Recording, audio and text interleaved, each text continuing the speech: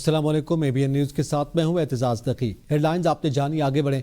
Pakistan cyber force की जबरदस्त जवाबी कार्रवाई। भारतीय सूबे ओडिशा का सरकारी डेटा सेंटर हैक करके 600 वेबसाइट्स को डीफेस कर दिया गया है।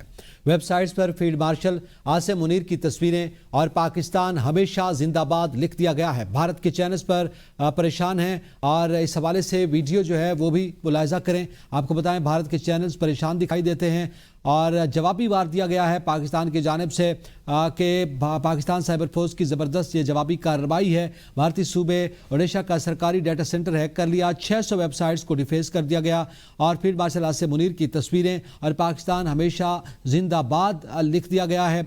और भारत के चैनल्स जो हैं वो इस वक्त परेशान दिखाई देते हैं। इस हवाले से वीडियो मुलाहिजा करें। ईरान पर बहुत जल्द बड़ा हमला होने वाला है। अमेरिकी कार्रवाई का अगला मरहला इंतहाई हौलनाक होगा। ईरान को कभी एटमी हथियार हासिल करने नहीं देंगे। अमेरिकी सदर डोनाल्ड ट्रंप कहते हैं कि ईरान के साथ डील की, उसने हमारी वार्निंग्स को नज़रअंदाज किया। ईरान के बैलिस्टिक मिसाइल्स के लिए खतरा है और खित्ते के लिए खतरा है। ईरान के पास अमेरिका तक पहुंचने वाले मिसाइल्स थे। हमने ईरान के बैलिस्टिक मिसाइलों की साइट्स को निशाना बनाया। एपिक फ्यूरी हमले में ईरान के 49 सीनियर रहनुमा मारे गए। बड़ी कार्रवाई अभी बाकी है। ईरान के अवाम की मदद करना चाहते हैं। अमेरिकी सदर ने ईरान में ज़मीनी फ़ौज भेजने को खारिज अज़ इम्कान करार देने से गुरेज करते हुए कहा कि दीगर सुदूर की तरह ज़मीनी फ़ौज न भेजने की बात नहीं करूँगा। इम्कान है ज़मीनी फ़ौज की ज़रूरत नहीं होगी। ऐसा भी मुमकिन है कि ज़मीनी फ़ौज ज़रूरत बन जाए। कुवैत की फ़िज़ाई हदूद में 3 अमरीकी लड़ाका तैयारे फ्रेंडली फायर के नतीजे में तबाह हो गए। कुवैत ने फ्रेंडली फायर में अमेरिका के 3 तैयारे मार गिराए हैं। अमेरिकी हुकाम के मुताबिक कुवैती फ़िज़ाई दिफाई निज़ाम ने गलती से अमेरिकी तैयारों को निशाना बनाया। अमेरिकी सेंट्रल कमांड के मुताबिक 3 अमेरिकी F-15 ईस्ट स्ट्राइक ईगल लड़ाका तैयारे दोस्ताना फायरिंग के नतीजे में कुवैत के ऊपर गिर गए। लड़ाई के दौरान कुवैती फ़िज़ाई दिफाई निज़ाम ने गलती से उन तैयारों को दुश्मन समझकर निशाना बनाया। अमेरिकी हुकाम के मुताबिक तीनों तैयारों में सवार अमले के 6 अफराद महफूज रहे। दूसरी जानिब ईरान के सरकारी मीडिया के मुताबिक मुल्की हदूद की खिलाफ वर्जी पर अमेरिकी F-15 लड़ाका तैयारे ईरानी फ़िज़ाई दिफाई निज़ाम ने मार गिराए। अमेरिकी लड़ाका तैयारा कुवैत में गिरकर तबाह हुआ। अमेरिकी वज़ीर ख़ारजा मार्को रूबियो ने कहा है कि ईरान पर सख्त तरीन हमले होना अभी बाकी हैं। उम्मीद है कि ईरानी अवाम हुकूमत का तख्ता उलट सकते हैं। ईरान में ज़मीनी अफवाज दाखिल करने की तैयारी नहीं की गई। अमेरिकी मिशन का मकसद ईरान के बैलिस्टिक मिसाइल सलाहियत को तबाह करना था। इस बात को यकीनी बनाना था कि ईरान के पास जौहरी हथियार न हो। यह भी कहा कि अमेरिका आज तेल की कीमतों में इजाफे से मुताल्लिक़ इक़दाम करेगा। 2 से 3 दिन में ईरान की मिसाइल दागने की सलाहियत बहुत महदूद रह जाएगी। इशारी फौज का दावा, कहा बड़े पैमाने पर ईरान के मिसाइल लॉन्चर्स और मिसाइल तबाह किए हैं। इशारी फौज की तेहरान में ईरानी इस्तियाती इदारे के हेडक्वार्टर्स के करीब इलाके खाली करने की वार्निंग। रात को नए हमले किए गए और कमजोर कर दिया गया है।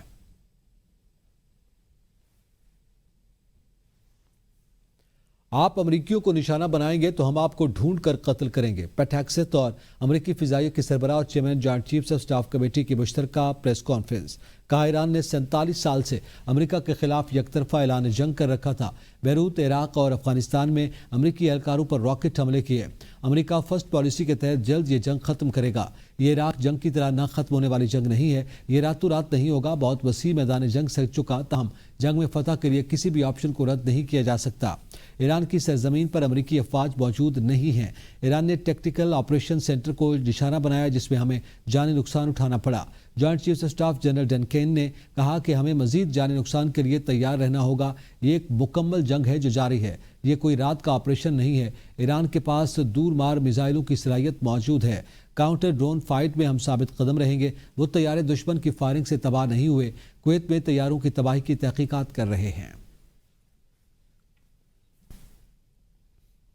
ईरानी वज़ीर ख़ारजा अब्बास इराक़ची ने कहा है कि ख़ामनई की शहादत मजहबी जुर्म है जिसके संगीन नताइज होंगे। ईरान के इलाक़ाई ममालिक के साथ कोई जंग नहीं।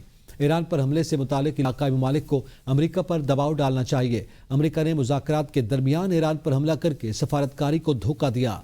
ईरानी वज़ीर ख़ारजा ने कहा कि अमेरिका में हमले में जा भाग 160 तालिबात की कब्रों की तस्वीर शेयर कर दी। कहा यह वो रेस्क्यू है जिसका ट्रंप ने ईरानी अवाम से वादा किया था। अमेरिका से मुज़ाकरात नहीं करेंगे। ट्रंप के खुद साख्ता ख्यालात ने मशरिक़ वस्ती को अफरा तफरी में धकेल दिया। ایرانی قومی سلامتی کونسل کے سربراہ علی لاریجانی کا کہنا ہے کہ تہران کے لیے اب امن مذاکرات کی راہ پسندیدہ نہیں ہے۔ ایران امریکہ کے برعکس طویل المدت جنگی حالات کے لیے مکمل تیاری رکھتا ہے۔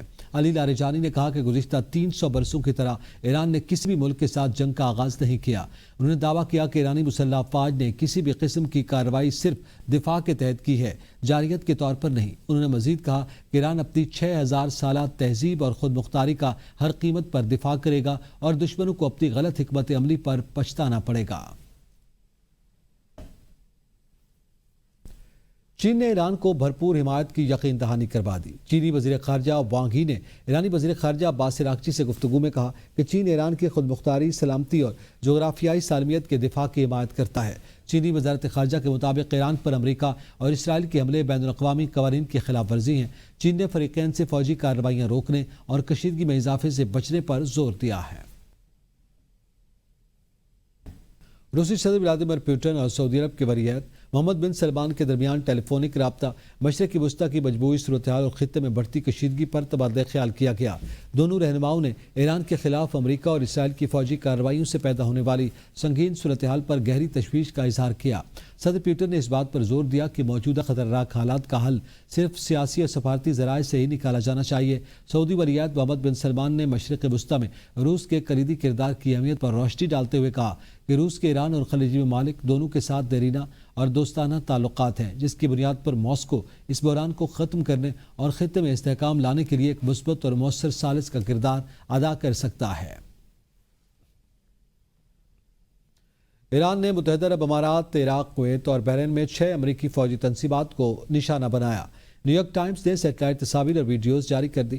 امریکی اخبار کے مطابق کویت کے کیمپ عارف جان پر ایرانی حملے میں 4 امریکی ہلاک، 5 شدید زخمی ہوئے۔ ایرانی حملوں میں امریکی ٹیکنالوجی اور انفراسٹرکچر کو بھی نقصان پہنچا۔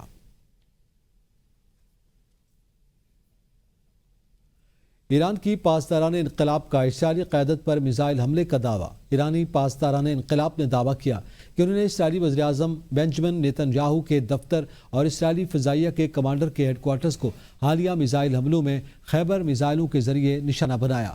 فارس نیوز ایجنسی کی رپورٹ کے مطابق پیر کے روز جاری بیان میں IRGC نے کہا کہ صہیونی حکومت کے مجرم وزیراعظم کے دفتر اور فضائیہ کے کمانڈر کے ہیڈ کوارٹر پر براہ راست حملے کیے گئے۔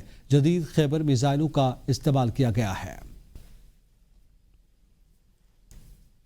واپس آئیں گے ایک بریک کے بعد، ساتھ رہیے گا۔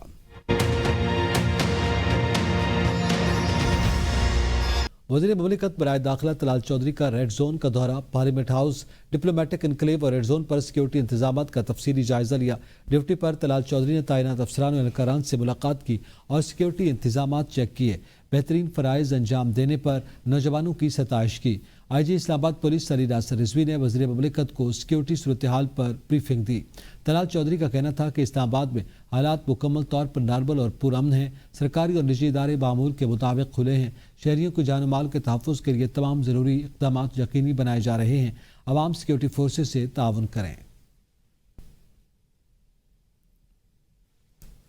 قومی پیغام امن کمیٹی نے کہا ہے کہ بلوچستان میں دیر پا امن اور استحکام کا انحصار معتبر مذہبی اتفاق رائے، مؤثر حکمرانی اور پرتشدد انتہا پسندی کے جامع انسداد پر ہے۔ کوئٹہ میں پریس کانفرنس میں قومی پیغام امن کمیٹی کے عہدیداروں نے کہا کہ سیکیورٹی کامیابیوں کے مستقل بنیادوں پر برقرار رکھنے کے لیے عوامی اعتماد کی بحالی، ہم آہنگ قومی بیانیے کے فروغ اور انتہا پسندانہ بھرتی کی روک تھام کو یقینی بنانا ضروری ہے۔ شرکاء نے NPSC کے پلیٹ فارم پر متحد ہو کر ریاست پاکستان، اس کے آئینی ڈھانچے اور قومی سلامتی سے متعلق فیصلوں کے ساتھ مکمل یکجہتی کا اظہار کیا۔ اس موقع پر حافظ طاہر اشرفی، مفتی عبدالرحیم سمیت تمام مکاتب فکر کے جید علماء اور اقلیتی رہنما بھی موجود تھے۔ کمیٹی نے اس امر پر بھی زور دیا کہ مذہب پر مبنی مثبت اور معتدل بیانیہ بلوچستان کی ثقافتی تنوع کا احترام کرتے ہوئے قومی یکجہتی کو مزید مضبوط بنا سکتا ہے۔ منتخب صدر کی حیثیت سے وفاق اور پارلیمنٹ کے اتحاد کی حفاظت کا پابند ہوں۔ صدر مملکت آصف زرداری کا پارلیمنٹ کے مشترکہ اجلاس سے خطاب۔ کہا، جمہوریہ کی طاقت آئین، عوامی ثابت قدمی، پارلیمنٹ اور حکومت کی ذمہ داری مسلح افواج کے حوصلے میں مثمر ہے۔ 2025 پاکستان کے لیے ایک فیصلہ کن موڑ ثابت ہوا۔ بھارتی جارحیت کا مقابلہ کرتے ہوئے عسکری اور سفارتی محاذوں پر کامیاب رہے۔ سلامتی کونسل رپورٹ میں افغانستان سے دہشت گردوں کو علاقائی سے بڑھ کر عالمی خطرہ قرار دیا۔ 26 فروری کی رات طالبان رجیم نے مغربی سرحد پر حملے کیے۔ دونوں سرحدوں پر بلا اشتعال حملوں پر ہماری افواج نے پیشہ ورانہ مہارت اور نظم و ضبط کا ثبوت دیا۔ پارلیمنٹ کے مشترکہ اجلاس میں ایران کے سپریم لیڈر آیت اللہ خامنئی اور فتح الخوارج کی کارروائیوں میں شہید ہونے والوں کے درجات کی بلندی کے لیے دعا۔